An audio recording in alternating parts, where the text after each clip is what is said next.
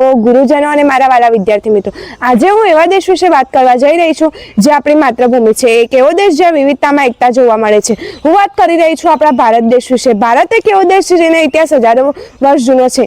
મહાન સંસ્કૃતિઓનો જન્મ થયો છે, મહાન શાસકોએ રાજ કર્યો છે, મહાન ઋષિમુનિઓએ પણ તેમનો જ્ઞાનનો પ્રકાશ ફેલાવ્યો છે।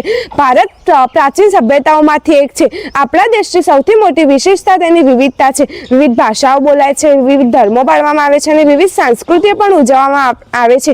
આપણે સૌ એક થઈને ભારતીય તરીકે ઓળખાઈએ છીએ। આ જ વિવિધતા આપણી તાકાત છે। ભારત માત્ર ઇતિહાસ અને સંસ્કૃતિ જ માટે નથી, પરંતુ તે ભવિષ્ય માટે પણ એક આશાનું કિરણ છે। આજે આપણો દેશ વિજ્ઞાન, ટેકનોલોજી, શિક્ષણ, આર્થિક ક્ષેત્ર પણ વધુ ઝડપથી પ્રગતિ કરી રહ્યો છે।